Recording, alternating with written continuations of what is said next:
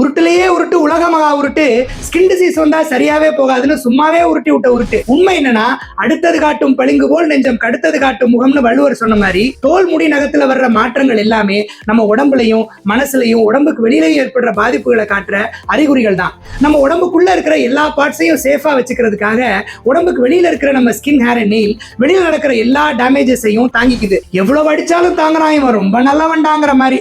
So கண்டினியூஸா நம்ம உடம்புக்கு உள்ளேயும் வெளியே நடக்கிற மாற்றங்களுக்கு ஏற்ற மாதிரி நம்ம skin, hair and nail react பண்ணிக்கிட்டே இருக்கிறதுனால தான் அதுல வர்ற ரியாக்ஷன்ஸும் கண்டினியூஸா இருக்கு. அப்போ ஸ்கின் டிசீஸ்னு சொல்றதை விட ஸ்கின் ரியாக்ஷன்ஸ்னு சொல்றதானே சரி.